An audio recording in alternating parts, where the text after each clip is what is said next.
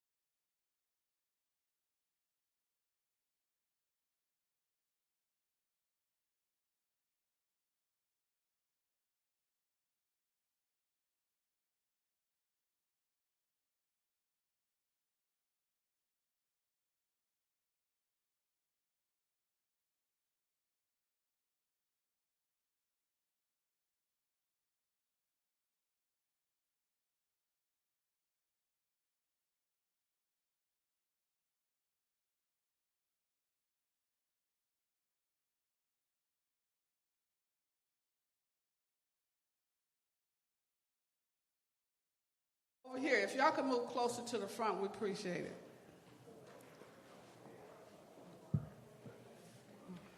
Okay, forget it.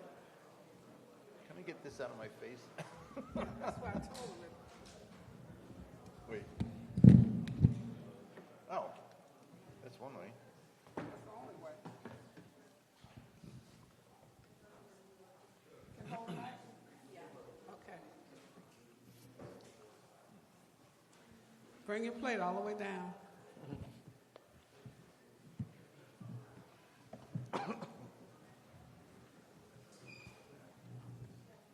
Reverend Lewis, are we ready?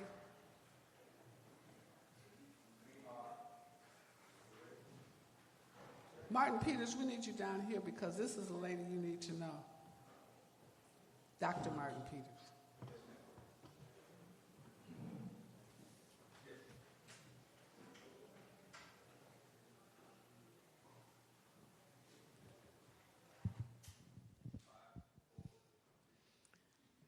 Welcome to the Rainbow Push Coalition's second day of our conference. Give Yusef Jackson in his absence a round of applause.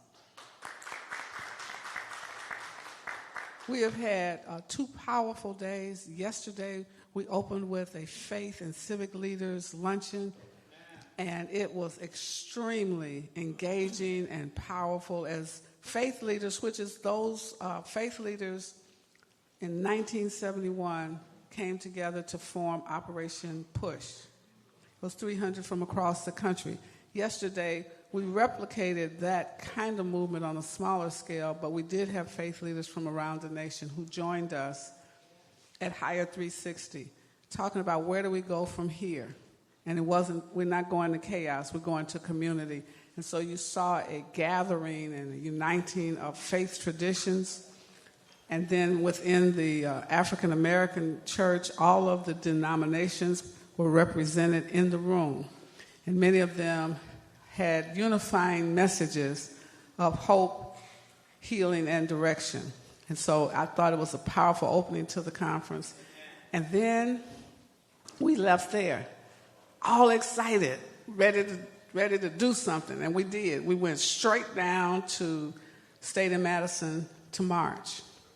And we marched around the Target store on State and Madison. Not just marching around the store, but it was a way of letting our people know and letting Target know that the fast and withdrawal from our enthusiasm for using Target as a place that we would buy goods and services is escalating. You cannot ignore our dollars. You cannot ignore our economic power and disregard us. And so we marched several hundred strong in front of Target, and then we opened with a series of prayers which became many sermons challenging corporate America. It's not just Target, that was our example. And we want you to encourage you to remain faithful and dutiful. We are not shopping at Target. They cannot continue to take our dollars and not have the majority of the products on the shelves from black people. Cannot take our dollars and they don't hire us in the C-suites. We're not making the major corporate decisions. We're not their ad agencies. We expect to be respected. And so when you don't respect us, we don't respect you. And we no longer use you as a source of consumer interest. We're no longer interested as consumers in Target. So remember to keep the fast going. We are fasting from Target, and we will tell you about other stores as we go along. But right now, it's Target, because you eat an apple one bite at a time. This is the first bite. So that's one place we're going. We're focusing on economic justice and economic equity. So then, last night we were at Fellowship, and we highlighted some of our artists, comedian Marcus Wiley, and Jacqueline Carr gave a powerful musical rendition at the Fellowship Baptist Church of it's like 29 years of the Reverend Clay Evans Gospel concerts that they've held at Fellowship. And then today, we were amazingly blessed this morning, and he's in the room right now, Mr. George Frazier. I have never met anybody. He's a black man, been married more than 50 years. He's 80 years old. And he talked about the purpose of the family structure in building wealth. And most of us don't think about family as a part of wealth building. So you have to watch the video on YouTube later. And we had Dr. John Hope Bryant, who was talking about how do we accumulate wealth. And I would ask you one question before you watch the video later. What's your credit score? And those of you who were there, you know what I'm talking about. Check out your credit score. Based on that credit score will determine how much wealth you have. How many of you have a mortgage on a house? How many of you are renting? Think about that. I'm not going to go over it. You're going to have to watch it on YouTube. But today, right now, we have two panels this afternoon. This one is really going to help you.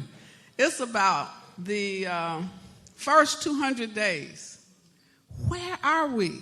What happened in the last 200 days? I want to know. Inquiring minds want to know. And so we have a young lady who's here from the Brookings Institution. You don't know about Brookings until you know about research data. Nicole Turner-Lee. It's really a push baby. But some of us are real educated. I'm not. She's a really educated woman. Dr. Nicole Turner-Lee has done extensive research, and she knows about AI. You hear about it, ChatGPT and all that. She's been doing research on it. She can tell you stuff. But that's not why we're here. We're going to talk about the first 200 days, and I want Dr. Nicole Turner-Lee. Give her a round of applause. Why don't y'all stand? It'll help your food digest.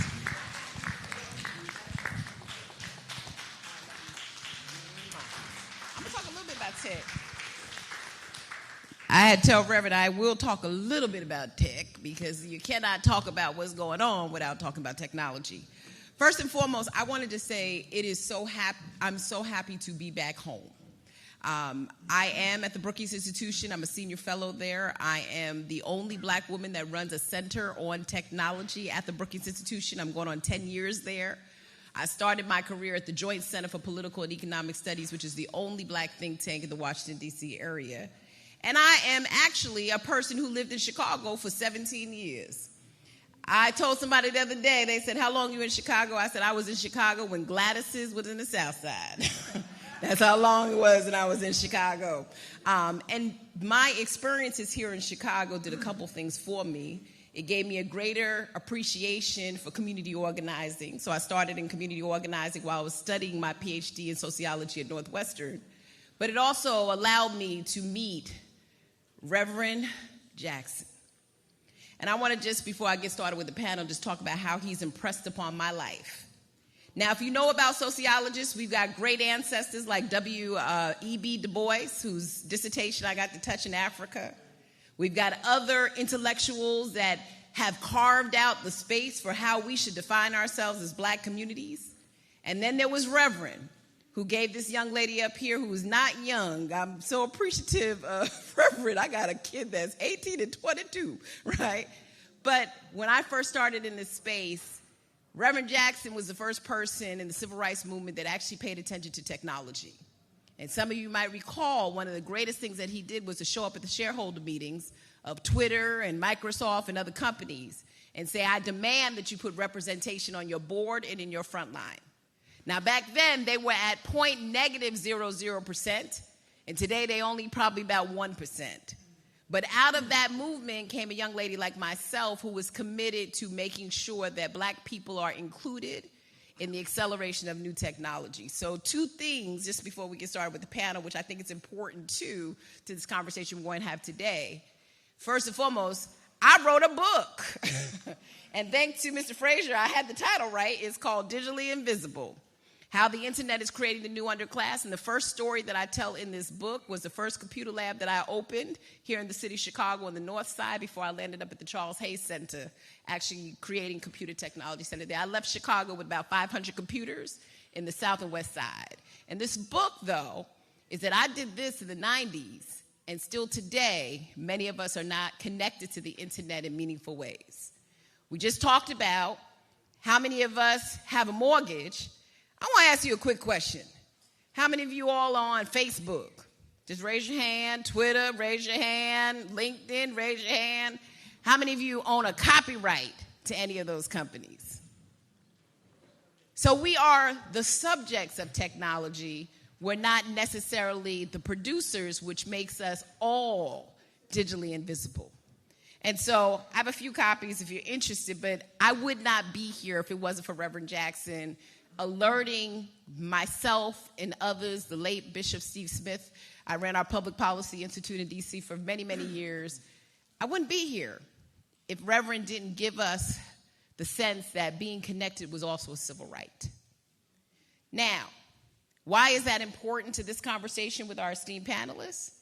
Being connected and disconnected is also allowing you to see a play-by-play scenario of what's happening in the world today. Now, we're not quite at 200 days, but it sure feels like it. There's been a lot of changes, some rollbacks. I know many of you right now are watching the media, whether on social media or broadcast, and you're seeing what's happening in Los Angeles. Some of you here in Chicago are watching what's happening even in your backyard. We are at a state where policymaking is really coming closer and closer to us as people. This is why we've always said people have to vote. With that being the case, what I want to do is have this conversation sort of help us understand what's been happening from a policy perspective. And I want our panelists, as they get all teed up and prepared, to help us understand that what do we need to do to be part of the agency of what's happening around us. I've given a lot of speeches and keynotes, and one of the things that I find that people often say is that I have no agency. Why is this happening to me? Now, I don't have a reverend before my name, but I'm going to tell you one thing, that we come from a resistant group of people, and there's nothing in our DNA that is going to stop us and regress the progress that we have made. I know I'm not by myself. Am I by myself?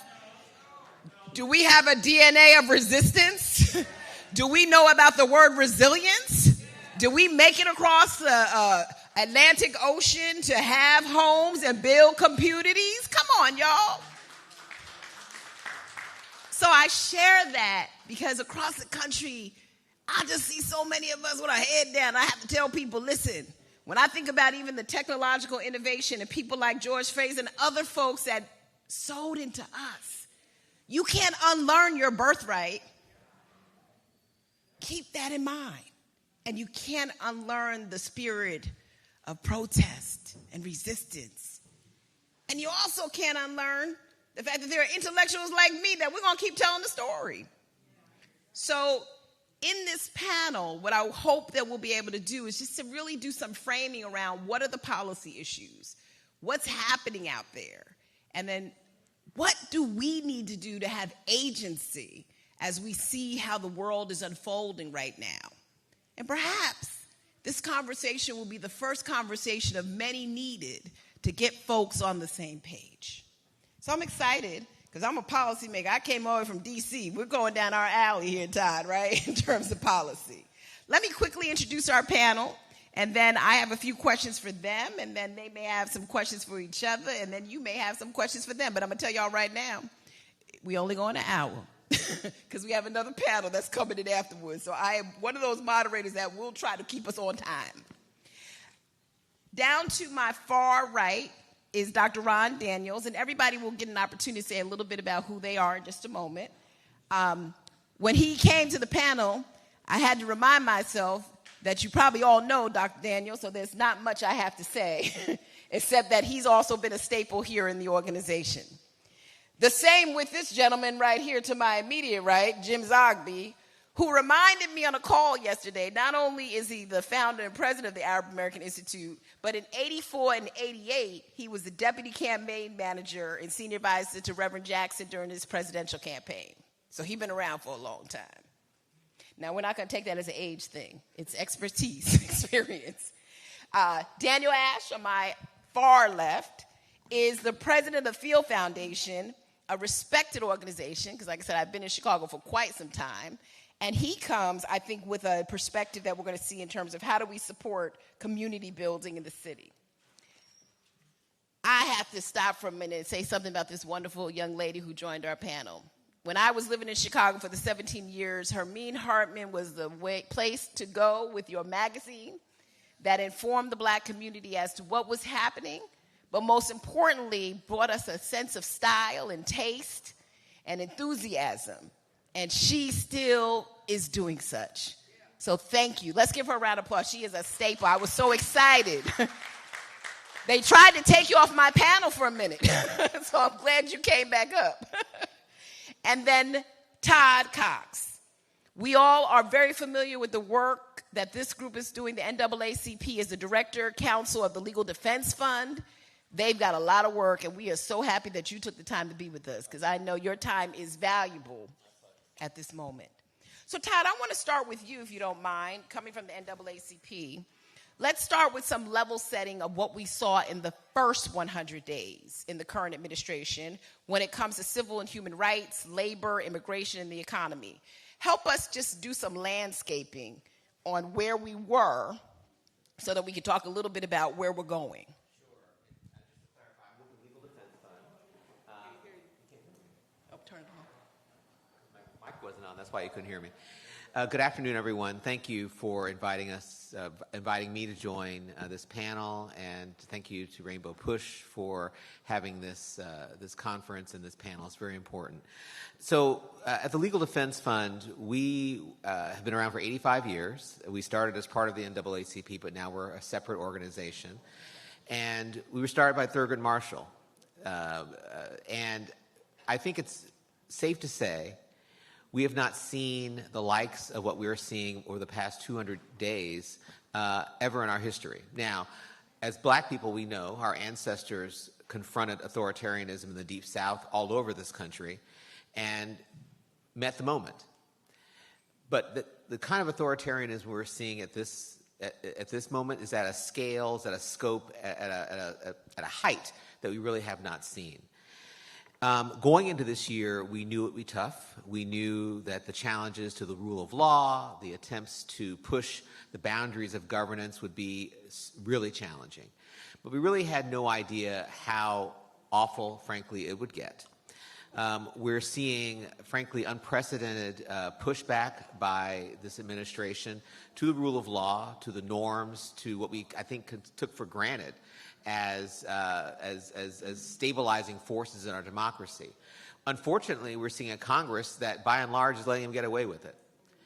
And that is leaving us with very, very few checks, very, very few ways of stopping the onslaught. The Legal Defense Fund, we go to court. And so the courts have stepped up to be, across the board, that stopgap, that check against unbridled authoritarian power or attempts to utilize authoritarian power.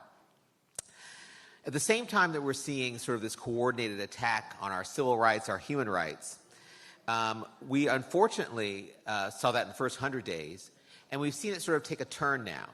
If it was hard to believe it could take a turn, over 100 days, seeing our civil rights rolled back, attempts to undermine our human rights, our attempts to destroy our democracy, we've seen it actually turn for the worse just over the past few days. We've seen the response to peaceful protests in Los Angeles be met with the deployment of almost over 4,000 troops, including regular U.S. Marines. Now, rest assured, despite the bluster, despite the threats, they're not authorized to do anything to stop protests. They cannot arrest anyone. They cannot enforce the law. But the chilling effect, the fear that is designed to inflict, is very real. We've also seen elected officials attacked for doing their jobs, their duty to oversee this administration. That's what Congress is supposed to be doing, asking the tough questions, providing oversight. Senator Padilla asked a question of Homeland Security Secretary. She had him beat down. She had him taken in handcuffs and detained. Representative McIver asking questions, trying to have some oversight over what's happening in this country, indicted. So in the past 200 days, we've seen an enormous shift in what we, I think, took for granted in this country. And also over the past 200 days, we've seen over 100, almost 200 executive orders signed by this president. Executive orders are just that, orders from the president saying, I want this to happen, sending messages or orders to his or her or their agencies. Well, many of these orders, from the Legal Defense Fund's perspective, are illegal. And so we've sued. And I'll give you a highlight of a couple that we've sued over. We've sued the Department of Education and this administration over its threat to public schools to no longer take action to ensure equitable educational opportunities. We sued and we won, got an injunction to stop that. We also brought a lawsuit challenging an election executive order that would have required what we call proof of citizenship to be displayed before one could register to vote. A passport, a birth certificate. I don't walk around with any of those documents. This would have eliminated voter registration drives across the country. We sued and we won that lawsuit as well. I'm going to slow down and stop because I know I'm going on and on. But the threats that we've seen are unprecedented, and I think Legal Defense Fund and all of us need to step up and be prepared to continue the fight and to continue the pushback. Thank you for that. Thank you. Now, Hermine, I want to shift to you, right? Because I think what Todd is sort of level setting for us is there's been a lot going on. But there's also been the ability of us to see this in real time as well, right? Whether it's through social media or on broadcast. You've been in the publishing space for quite some time. You're the truth teller, the curator. What's different now that also, when you add this angle of how this reporting on these issues is done, sort of exacerbates that as well? So thank you for having me, and thank you for such a wonderful question. We'd be here all night if I really answered. So I'm going to give you all the short version. And before we go any further, let me thank Daniel Ash and his foundation and his wonderful work that allows people like me to exist and to be a truth teller, as you say. Y'all give him a round of applause, because he's not only worked hard for his foundation, he's kind of forced other foundations to do the same.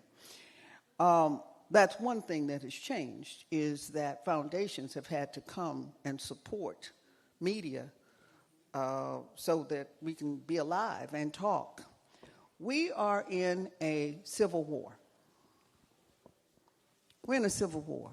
Trump has declared civil war on the people of the United States, if you are brown and you are black. We are seeing the rise of racism. This is racism like we've not seen it before. This is not on the bus or in the schoolyard or the job. This is structural racism to change. One of the things that has changed in the media is social media. We cannot deny the impact of it. We cannot deny the existence of it, because for some people, the social media is the media. Okay, if you go talk to a 10-year-old, he does not know what a newspaper is. If you go talk to Gen X, everything that they know is a YouTube. We came up, it was 257. You had Walter Cronkite, he was honest. You had Murrow, he was honest. You believed them. That's not the case today. You are looking at news that is, at best, 90 seconds long. You might get 2 minutes on a long story. The plane crash, you'll get 2 minutes on that. And we are looking at Trump through social media give us propaganda that mainstream media has bought. You just saw 60 Minutes, which is the longest and the best news program on TV because of their in-depthness of a story. The producer just quit. He quit because he said, I can't do this like my company wants me to do this because I'm a real journalist. And he quit. You saw the president of CBS, about 2 weeks later, she quit.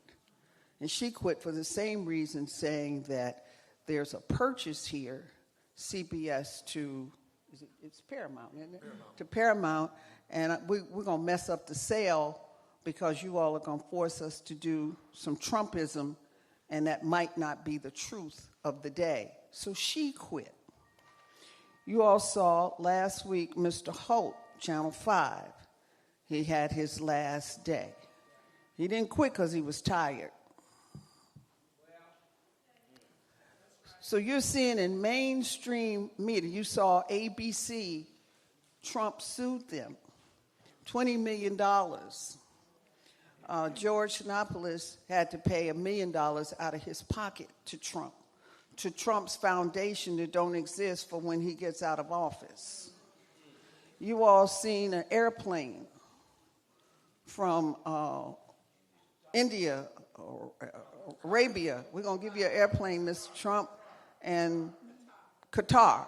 And this is what we need you to do for this wonderful airplane that will not serve another president of the United States. You saw yesterday, Daniel, PBS and National Radio defunded by Congress. Do you have any idea what that means? The impact of that on our news, on our social order, on what we know, on what we don't know, on what is covered, what is not covered. The whole idea of what Trump calls fake news means Trump's news, not the real news. You're seeing yesterday, Schomburg celebrated their 100th year of existence. They celebrated 100 years of existence because we didn't exist when they came forth. We're looking at the same thing. We're looking at the same thing right now today with more critical mass, with greater form, actually. So what you also saw yesterday was a Gestapo tactic. That was Gestapo tactic. That was Hitler in America. That was Hitler Part 2. One of the things the media has done that has curtailed the impact of what is happening in this news is the language is very polite. It is not direct. It is polite. Oh, the senator was knocked down. Oh, they attacked the senator. He was a big guy. It took 4 of them to knock him down. It was a Gestapo tactic. And we need to call it what it is. We need to call racism out. What has happened to us via civil rights movement, we have gone to sleep. It ain't when stay woke means just that. Get up. Stay woke. Say something. Do something. Be something. Be about the business of. And it is structural. It is structural. And that is the problem. What Trump is doing tomorrow, trying to do, I guess he's going to pull it off, is a celebration of his birthday with the military at a cost of $25 to $45 million to see soldiers, planes, parade on Michigan Avenue. Not been done before. It is identical to what Hitler did to celebrate his 50th birthday and make his birthday a national holiday throughout Nazi Germany. So the playbook that Trump is using is the Hitler force, it's the Hitler book, to disregard the governments, to disregard the executive branch, the congressional branch, the senatorial branch. It is exactly what Hitler did. It's to disregard it, to disband it. I am the boss. I am the dictator. I am the authoritarian. To think that you can erase our history by not funding the Cultural Museum, the African American Cultural Museum, to say that you can't, we have to ban books. All of this is exactly the steps that Hitler did for destruction. My point is wake up, look up, and know it for what it is. Gestapo is Gestapo. Hitler is Hitler. And those are the tactics that are being used today. We are in a civil war. I pray, me and Jeanette talk about this at least 2 or 3 times a week. I pray if that LA stuff comes to Chicago, y'all pray for us, because Chicago will not be, we will not be cutesy and forgiving. We will take it on. Thank you. So, Jim, I think what you're hearing is that there's been this escalating tension. And, Jim, I want to turn to you, because part of this also goes with the dismantling of federal agencies. And one of the agencies that, I think Hermine is also suggesting is the one that educates people. So the Department of Education, the first 100 days was proposed to be dismantled. That path is still there. And we saw at the state level the banning of books. I mean, how did we get here in terms of that? And I'd love for you to speak also on, how do we take course on those actions, particularly because it has, as Todd started, some very severe civil rights implications when it comes to equitable distribution and accessibility of education. Yeah, you're on. Thank you, Nicole. I would be remiss if I did not speak about what's happening right now in the Middle East, so please excuse me, because it also includes, it should be included in the discussion of the first 200 days.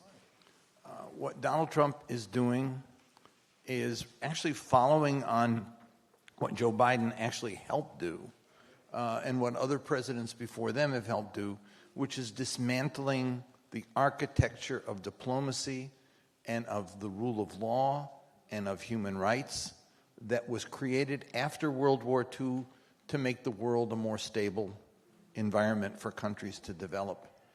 And this is the end of it. We're now back to the law of the jungle. Trump's statement yesterday about the bombings coming from great military equipment, which is the best in the world that we produce, is so disturbing, because basically it means if you got the best weapons, you can do whatever the hell you want to do. And the use by Biden of the rules-based international order was meant to supplant the idea of international law. Rules-based international order meant we make the rules and you follow. International law means the rules apply to everybody. And so it's deeply disturbing that there's been this unraveling in the world. And in that context, I just want to mention Ariel Gold, who's a dear friend of many of us, worked with us on the conference we did in January last year on Gaza, is in Jerusalem right now. Her son graduated from school.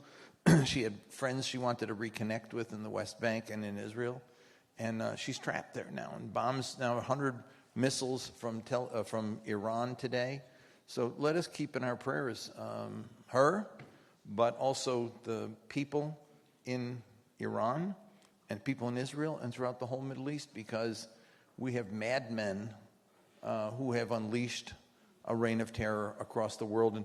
And getting back to where we were at the end of World War II, when there was a sense that we can't do this again, is something absolutely critical that has to be thought about, spoken about, and dealt with. Now, on the question of education, I went to school back in a time when the social studies book was, I called it Stone Age Man to Ike. It was a Eurocentric portrait of history. Colonialism didn't exist. It was a civilizing role in the world. Civil War wasn't fought over slavery. It was fought over states' rights. You know that, right? And the Indians were just kind of like a colorful sideline to the story of American history. There was no trail of tears. There was no, persecution and genocide against indigenous people. And I remember watching Dick Cavett with Harry Belafonte and Sidney Poitier, and he asked them what they thought about black history. And they both recoiled, and they said, this isn't about black history, this is about human history. And the fact is that we do not tell the whole story, and so that has to be supplemented by what you all left out. And that's why we focus on black history, to say, this is the stuff you don't talk about. Just for myself, I remember in my social studies book, there were 2 paragraphs on Arabs, and it was about how desert people adapt to a hostile environment. China got 3 paragraphs, the Great Wall. And Marco Polo found China and brought his stuff back. No, Genghis Khan brought it west. Marco Polo didn't go east. I mean, there was no telling of the real story. And so what it took during the 50s and 60s and 70s was a social, political, and cultural revolution, starting with the civil rights movement, building into the anti-war movement, growing into the women's movement and everything else, that historians began to say, let's put this in the book. Let's tell this story. Let's include stuff we left out. And the executive order that Donald Trump issued on January 29th on K through 12 education has not gotten the attention it deserves, because what it's calling for is dismantling all of that. It's calling for dismantling it and making sure that no one in our schools, no students end up feeling guilty or uncomfortable by what they're learning. Well, I'm sorry. Feeling uncomfortable is exactly what learning is all about. It's exactly what learning means. And so we got to have people feeling uncomfortable so that actually they learn. I mean, I know that French people feel uncomfortable talking about Algeria. They ought to, damn it. They killed over 1 million people. Oh, by the way, they talk about how Arabs are ruthless, brutal civilization. Europeans killed 65 million of their own people during the last century. You want to talk about barbarian? Want to talk about brutal, ruthless people? I mean, we're all born with original sin. We all do evil stuff. But when you only tell the story one way and elevate one and degrade the other, you get a very different view of the world and history. And so our kids are being deprived now of all the gains that were made over 3 generations. Talk about agency.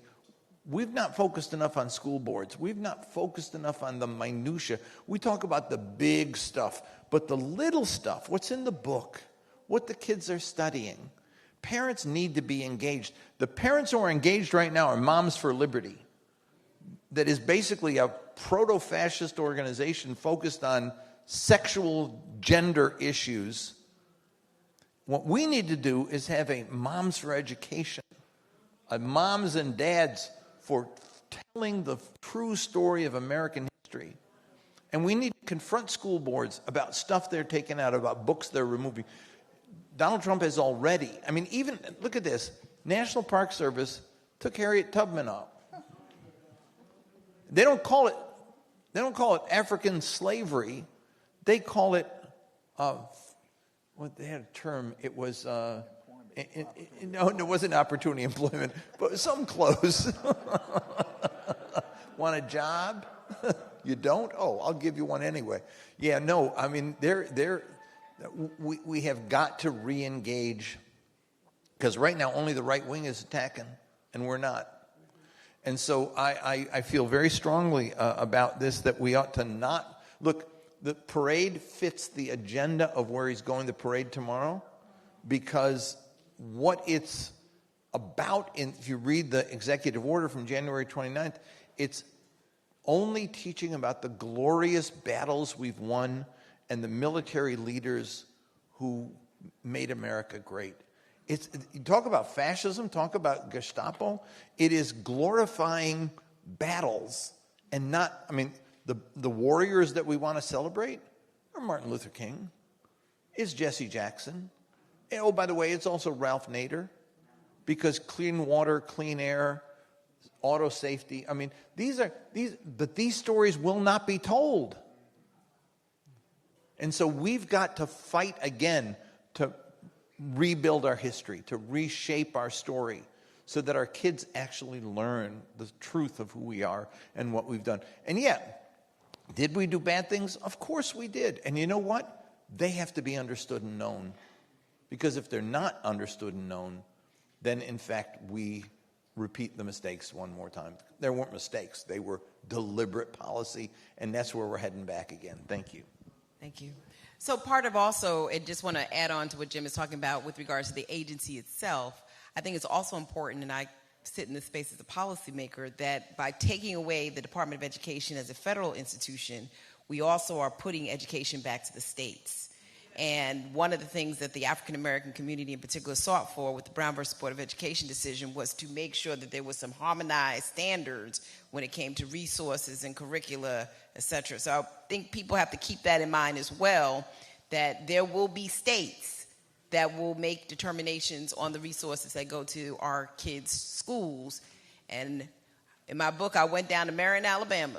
And all I can say, there was a beautiful military academy on one side of town, and then there was a black school consolidated with a big school bus that didn't work in front.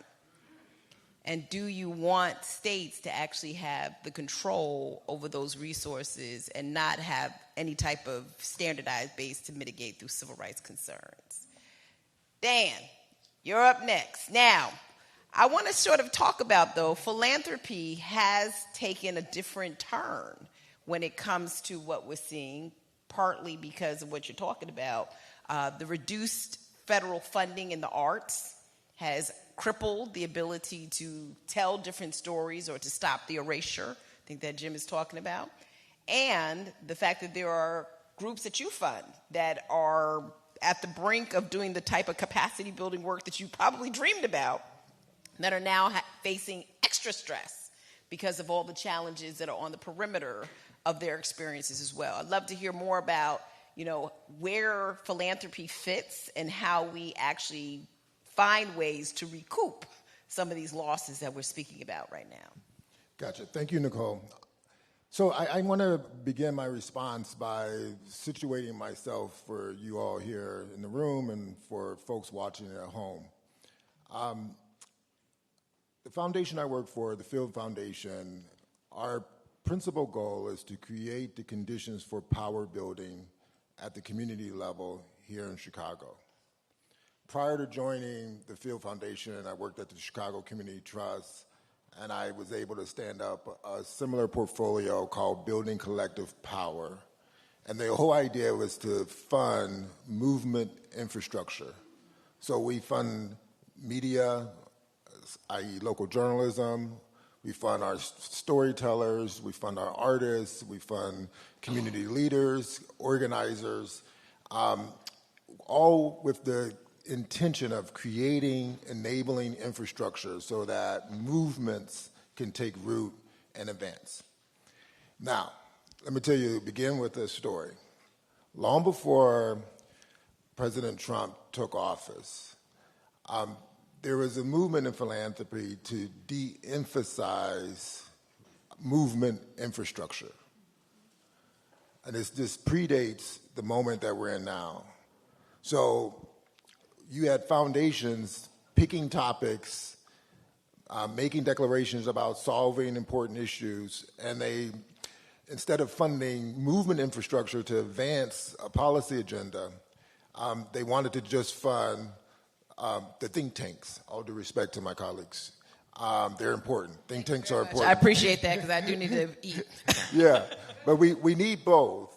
We need policy research, we need policy recommendations, but we also need infrastructure to actually move that agenda to change law and policy. So I just want to call out that prior to our current administration, there was a retreat from that type of funding. So that's context for this next statement. And this is going to sound perverse, but in many ways, I'm very grateful for this moment, as challenging as it is, because it's a massive wake-up call to my industry and many others. That if you want to nurture positively this democracy, you need to create the infrastructure that invites everyday people to the public square, connects them with one another, and create the opportunity for them to identify their agenda, their priorities, and advance it. So I'm grateful. I just came back from a conference in Minneapolis, Council on Foundations. And so you have leaders from all over the country talking about this moment. And I want to just share sort of briefly a couple of points that came out of these conversations. One, there's this accepted belief that philanthropy cannot fill the gaps that are being created by these federal withdrawals. What frustrates me as a leader is that sometimes people use that, which I believe is valid, as an excuse to do very little or do only symbolic things that demonstrate some level of alliance or membership in a coalition. What I'm advocating for is that we, in philanthropy, begin to basically catch up, and what I mean by that is overinvest in infrastructure building because we need it. And I'm going to say one other thing, Nicole, about this moment that we're in. When I was in Minneapolis, I framed it this way. Our democracy has been able to evolve positively because of the movement work that manifests in this country. Of course, the civil rights movement, the workers' movement, the suffrage movement, the abolitionist movement, it's movement work that actually perfected our democracy. So we're about 13 months away from an important milestone in our country, the 250th anniversary of the Declaration of Independence. And for many, that's a moment to just do what we do on July 4th, celebrate and light up fireworks. I would argue it's an opportunity, particularly given what we're experiencing in the public square today, to actually advance funding to rebuild and grow this infrastructure so that we're not just celebrating our democracy, but we're reclaiming it. This idea that we have to use the moment of celebration to reposition the people as the founders, as the framers, as the folks who have the responsibility for perfecting what this country stands for. So again, my call to action to my peers, and we need outside pressure from philanthropy to sustain this movement, is that you have to demand more from us. Last point, Nicole. Oftentimes in philanthropy, people think like there's no accountability structure or built-in accountability infrastructure. You know, this idea that there's a significant amount of capital that's governed by the few. We're not elected officials. We're not appointed. So therefore, we're not accountable to anyone. I would argue that we are absolutely accountable to the American public, to the people living in the communities that we serve. So we need the people in this room to model what we saw years ago with our late brother, Philip Jackson. We need folks marching outside foundations. We need folks demanding more of people like myself at the local level and the national level. So we have to stop seeing philanthropy as this independent sector that can do what it chooses to do. But the tax policy demands that we do the work in the public interest, and we have to be held accountable in doing that. Nicole. Wow, thank you. You know, before I go over to, I have to make an announcement. Okay, if you have a Town and Country minivan, anybody in this room, please let somebody know in the back because it has been hit. Okay, so I just had to make sure you know. All right, and if you are, you can go out quietly. We'll help you in the back. Okay, I want to go back to this movement building, and then Dr. Daniels, I'm coming to you. So what's so interesting about what you're talking about in terms of movement building, look at this building that we are sitting in today. How many people in the city of Chicago own the type of property that we're sitting in today? This was a result of movement building. Look at the area in which we are in. I've been to Chicago. I lived in Chicago about 17 years. Look at the type of economic mobility and stability that we had. Thinking about what Mr. Frazier talked about earlier in the luncheon, family at the center. My point is, folks, again, going back to what I said earlier, we can't unlearn that type of resilience, and we shouldn't at this point, which I think is so interesting that you would say that because it takes that type of philanthropy and that scope to actually go back and reclaim those assets as well as dignity. So want to keep going here, but I'm going to tell you all right now, we're going to talk about what's going on in the first 200 days, but we have to leave with a couple of solutions because we cannot walk out in this building that is the impetus of a lot of movement building historically and feel like we have no way to go. Now, Dr. Daniels, I'm going to come to you. Now, I'm already feeling kind of bad because I love everything that you all are saying, and I'm just listening and taking it all in, but I am being a bad timekeeper. I'm just telling you that right now. So I'm going to try to figure out ways in which to get a conversation going and hopefully a question or so. But at the heart of what we've actually seen in the last 200 days or leading up to it is immigration at the center. And I think it's very clear by what we have witnessed publicly that there's obviously deportation. We've also seen certain countries sort of delisted in terms of entry. We've seen students villainized and told that they can't come here. We've seen countries that predominantly look like us in this room pretty much on that list. I don't want to really go into why, because I think we know why based on the previous speakers, but talk to us a little bit about why that is such a polarizing factor as we go into where we are today in this administration.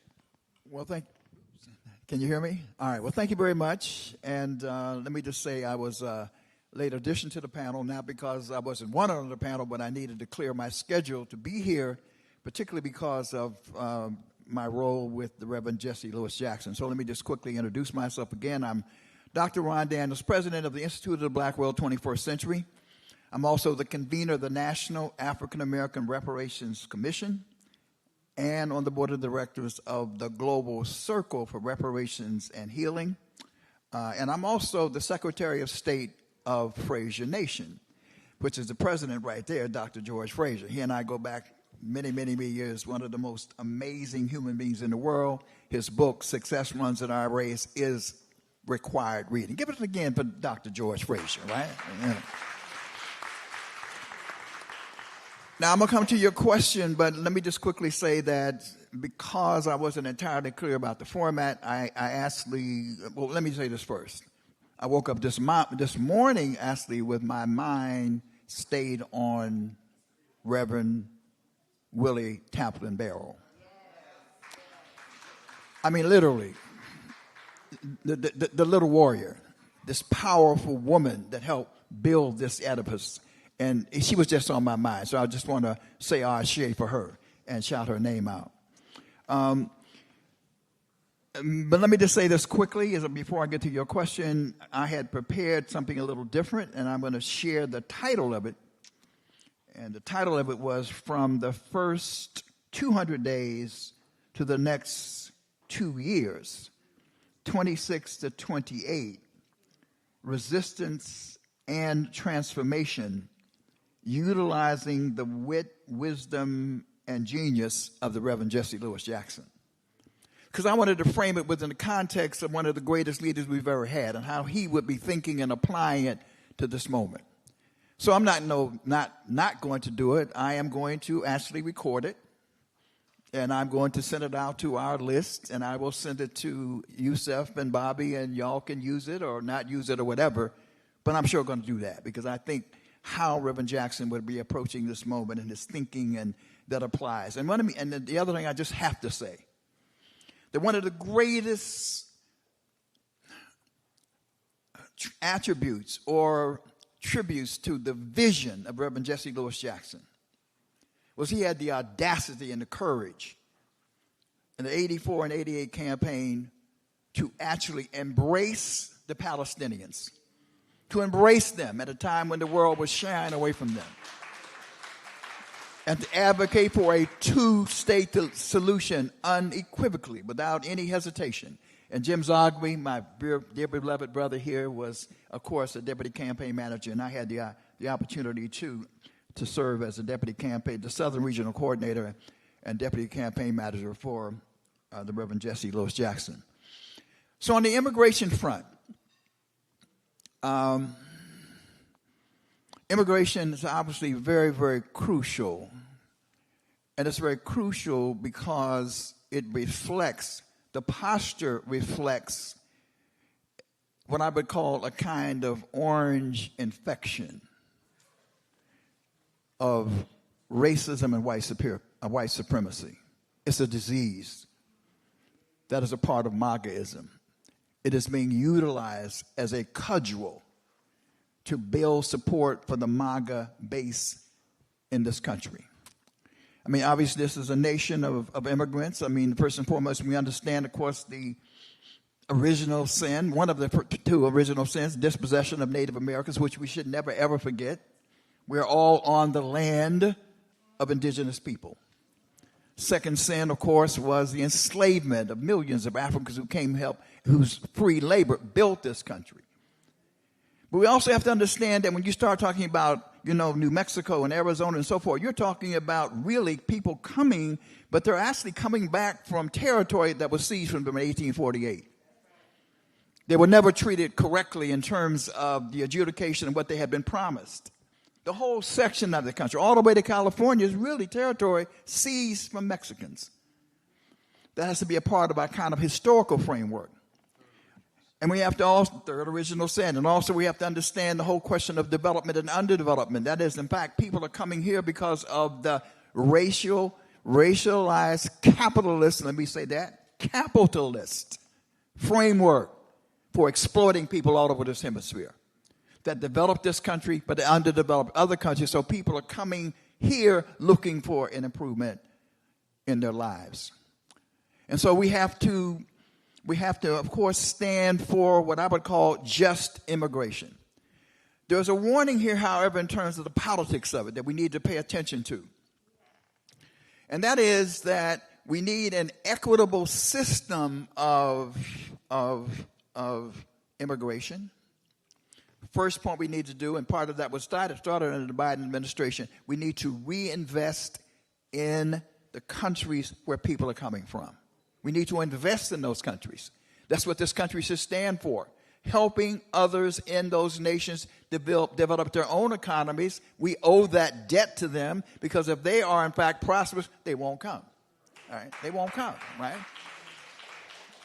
But I think also the Democratic Party and the left has made a mistake in not really understanding something very fundamental. There is no nation in the world where people can just come across the border. There's no nation in which that occurs. It just doesn't happen. And the other thing that people have overlooked is, and this has to be corrected, if you are Latino/Hispanic and you went through this protracted immigration thing, paying all the fees and all that, and you see even your kith and kin coming across the border, common sense says they ain't with that proposition. They're saying, but wait a minute. I came across the border legally, put all these 8 or 9 years in, and now they can just come. Now, so that's why when we have a kind of ideological approach in which we just kind of advocate, and by the way, talk about Obama. You know, Obama became the deporter in chief. What was Obama doing? Obama never deported waitresses and people who were working in the construction industry. He never deported them. He deported only people who were criminals. He also needed some insulation around that, because if he's doing that, at least that helps him fight off the racist attack that's coming. But even some of us called him what? We attacked Obama as the deporter in chief. Now, the solution to that is comprehensive, equitable immigration reform, in which we, in fact, shorten the time for everybody coming across, everybody who wants to come. So it's not 8 years, 9 years, and whatever. And the fact of the matter is, and we need to understand this, immigrants have helped to build whole cities across this country. You got places in Iowa that have changed their minds. Look what was happening in Springfield, Illinois.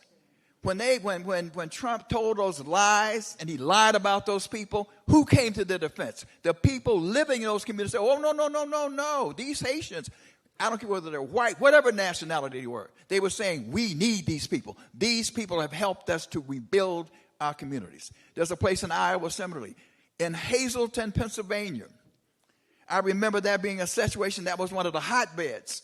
They've moved from rejection to acceptance, because you need people who can come and do certain kind of work and jobs in this country. We just want it to be equitable. We want it to be non-discriminatory so that everybody can prosper from it. And we need to take that cudgel away from these MAGA, mad, racist folks. And it's going to take a united front to do that. We're in a moment in history that was referred to. I got a minute left, and I will just make this point. It's unprecedented. Now you take it from my minute now. It's unprecedented that you have the Supreme Court, the House of Representatives, and the Senate.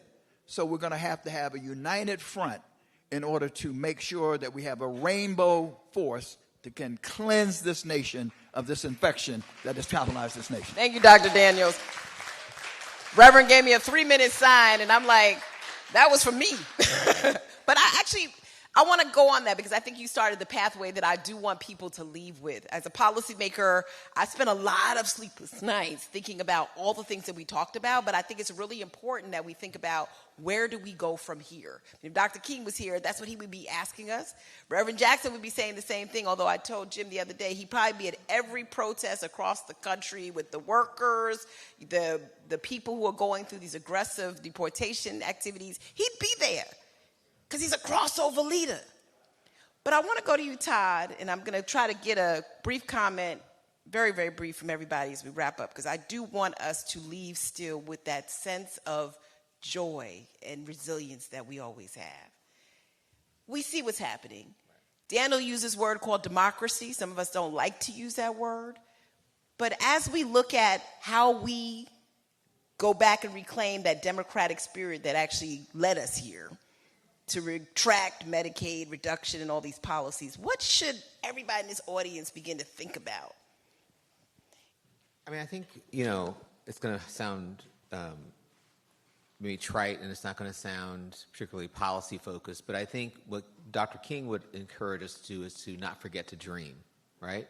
At LDF, we have a saying: we disrupt, we defend, and we dream, right? So we're disrupting, suing over these EOs, working with our organizers to help people understand their rights.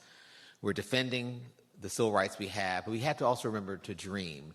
And we are putting in place different kinds of policies at the state level. We're pushing aggressively to help folks understand how they can push back on all of these challenges. But also, what I'd like to do also is think about my ancestors, people who drove from Georgia, fleeing an authoritarian government where their lives are threatened, they couldn't vote, they had no economic future, And they ended up in Cincinnati, Ohio. I wish they had continued on to Chicago, but they ended up in Cincinnati, Ohio, where it wasn't perfect, but they were able to build a life.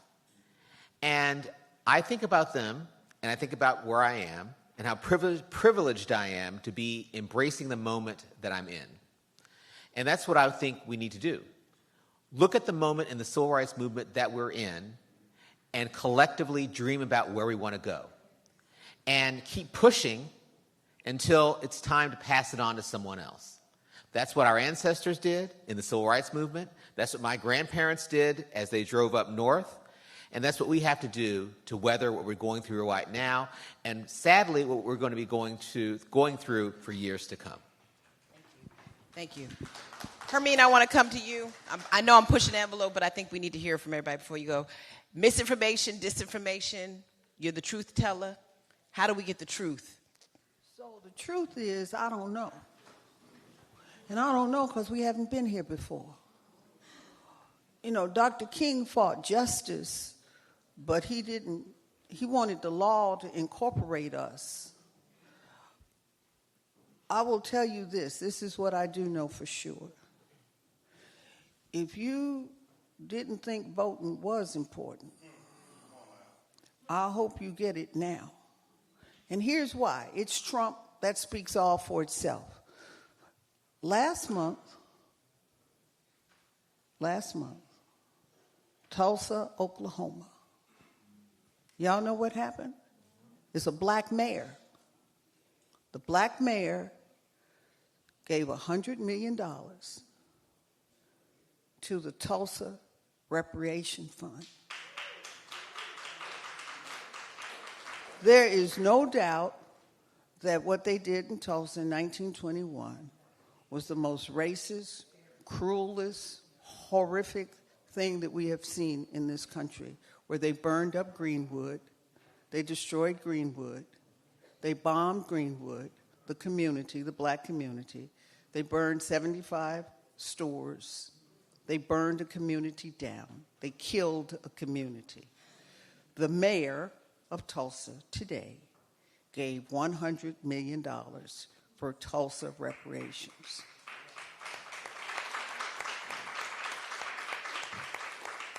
There is a lady there. She is the lone survivor. She is 110 years old. She lived to see it. I'm determined that that woman is living. God is keeping her alive to get whatever that check is going to be, that she's going to get it in her hand. Now, we have heard about Tulsa all our lives, blah, blah, blah. That black mayor had the guts, the power, the wherewithal to make it happen. The facts didn't change. The facts stayed the same. The politics changed. So I think our power still lies in voting. If Dr. King was alive, I think he'd be talking about the morality of where we are now. There's something sinister happening in our world right now. And I think King would be talking about the morality. Jesse would be on a protest tour in every major city. And still, I say to Trump very loudly, sir, don't bring that mess to Chicago because we still got it. Okay? But also, when he got through with the tour, he would be in Israel. Thank you. That's what Dan? I think. Dan, I want to come to you. Will we be able to recover our data when all this is said and done? Say that again? Will we be able to recover our data, our artifacts, when all this is said and done? Not if we don't organize. And we have to organize, and we have to be strategic. The one thing I want to build off Hermine's point about morality, I think as movement warriors, we need to maintain our moral authority in this moment. I think we have to re-embrace and reaffirm the principles of nonviolence. And I think we need to be much more intentional about creating intergenerational discussions and strategy meetings so that we're moving together. So what I love about this room is that you see that, but I think we need to see more of it. Thank you. Thank you. And Jim, what would be your counsel in terms of moving forward? You got to take the mic because we're being streamed. Okay. You know, I wish I'd prepared this better, but there is a book, Parting the Waters, and in the back, it's a story of the SCLC and the Civil Rights Movement. And in the back, toward the back of the book, there's a quote by a woman who was a contemporary of Dr. King, who says that if it's just about King and the man, we'll have to wait for another one to come along. But that's not what it was. She said it was about the movement. King didn't build the movement built King. And so the challenge of that is that we have this opportunity, and we've got it right now. There is a movement on college campuses. There is a movement on environment. There is a movement on immigration in the streets and everywhere else. There are all of these movements. They need to be brought together. We can help provide that glue. And Ron, you are so right about vision, because what Dr. King did, what Reverend did was, and we were talking about this before, is that there was a moral underpinning to the language that was used and a sense of challenging what was not good or right. I'll never forget Reverend going to black ministers, and it was a showdown fight about gay rights. They didn't want to deal with it.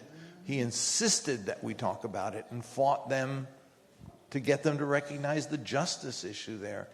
And so when I hear some of the student protesters, or when I hear some of the language that we use, we have to think about, how does this read back to people? Is this actually building our movement, or is it sort of narrowing our movement around the pure? I mean, there is a problem with wokeness, right? We've discouraged people from, we don't make it about them. We make it about just a narrow movement, but these movements all need to be tied together. Everybody's got to have a stake in it. That's what King did. That's what Reverend did. It was language that was inclusive. And so, yeah, we need to connect the dots with the movements. We need to recognize it's not a leader, but it is us as leaders to bring it forward. And we need to be careful how we speak in a way that's inclusive. And Ron, I'm going to go to you, but I wanted to say one thing to Jim. And we have to also recognize, I don't think I'm the youngest person on this panel, but I'm going to say it, that there's a new organizing tool, and it's called the internet. And people who aren't connected to it, which is, and I agree with you, but the problem is that we've got to learn to control language on the internet. Exactly. Too. I was about to say that. The tool is the internet, and we either give up, as I said earlier, how many of us use it, how many of us have copyright. It's the agency that we have and how we use those tools to bring in the younger generations into this conversation. If you're digitally invisible, you don't know what's going on in this world, unfortunately, and you don't have agency over it. We have a question to Ron real quickly, because I think in a minute I'm being cut. Can I ask my question? Why don't you ask your question, because we're about to be cut. Okay, go ahead. Your mic's on, I think. Here, take mine. Yeah, it just might inform it. So my concern is, I wonder if the genie's ever going back in the bottle. And I have a question, Tony, maybe you can help me a little bit with this. I mean, we have an executive order that undermined the executive order that created the Civil Rights Act. We have the gutting of the civil rights departments in the Department of Justice, Department of Education, and across the Department of Labor and all these other places. So our talent, our senior level talent, is gone to defend civil rights. And then we have jurisprudence now that has challenged the manner in which we determine whether it's discriminatory or not. Immutable, what am I thinking of? Disparate impact. So I just, when we think about what we have built and what he's torn down, it's not going to be built the same way again. Then we think about what automatic or AI has done for low wage and labor jobs. I mean, it's going to be very, very different. And so there's a lot of noise in 200 days of Donald Trump or whatever and all the things he's doing. But I think we have to make sure, are we literate enough to have success in this society? Are our math skills strong enough to compete against the worker of the future? And I just don't want to confuse. I don't want to confuse ourselves to think, are we really? Is our George Fraser was talking today? He said, with 72% of our young people born out of wedlock, and the fact is, we have a 26% marriage rate, 23% marriage rate. The family structure that we have to even begin to assemble and accumulate the wealth that we need isn't there anymore. The fundamental respect between men and women that we need to create a family isn't there anymore.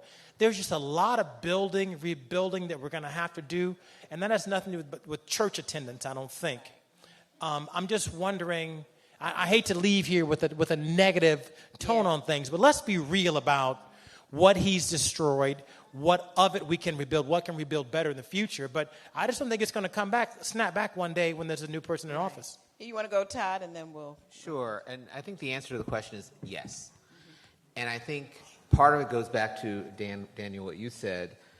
The infrastructure that we needed to really push back fulsomely, that was compromised before this particular moment.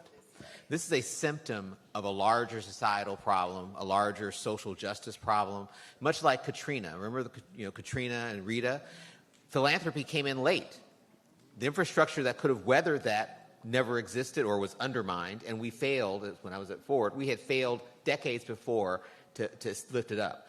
So what we need to do now is take this opportunity, lick our wounds, recognize all of the stats you gave are true, and prepare ourselves for the moment when we actually can emerge from this.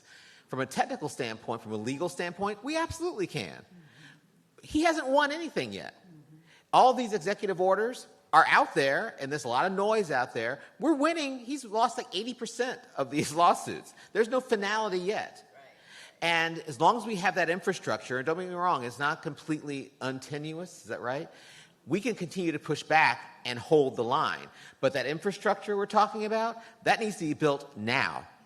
Philanthropy needs to be part of that. We all need to be part of it. And that collective dream about where we want to be, as you laid out, has to happen now as a collective, while we're actually fighting the battle to survive this moment. Right. Some defense and some offense. Absolutely. Right. Absolutely. And Yusuf, I think what you're talking... I'm sorry. And the reason I know I'm so confident and arrogant about it, because we've done it before. We've done it before. At the same time, folks have been violently kicked out of the opportunity to elect their candidate of choice and participate in the political process. They thought, you know what, I'm going to tear down Plessy. People dreamed that up, even though they knew they could not live to see it. I know we've done it before, so I know we can do it now because we're much better resourced than we ever were before, as bad as it is. And we've got to definitely cut, because Reverend Wilson's going to come up here and jump me. I'm sorry. She's giving me that look. But I would just say to you, I think one of the things I would say as a person who does technology, there are two different streams of what's going on, right? So there's the general stream of the radicalization and the disruption of systems, which AI, artificial intelligence, is actually doing that. It's changing the way we work. It's changing the way we learn. It's changing the jobs that are available. And for those of us in this room, because we're not aware that it's happening because we have other issues, it's doing it in such an accelerated manner that we don't even know that the AI is impacting us. So we have to do a whole separate movement just on raising the literacy of how technology is changing the surface of how we actually function as a democracy. But in the meantime, as Todd has said, and everybody on the panel has said, we still have to keep our eyes wide open as to all the policies that are affecting us and continue to resource this movement. That includes democracy, so that we have the right infrastructure in place so that the well does not run dry. So with that in mind, I gotta stop talking. First and foremost, can we give the panelists a huge round of applause? I did not know how I was going to do this conversation in 1 hour. George, I was trying to use less words, but it wasn't coming from me. It was everybody else. We needed to really have more time for this. But I would suggest to all of you, continue to read, continue to talk about it, and thank you very much. Thank you.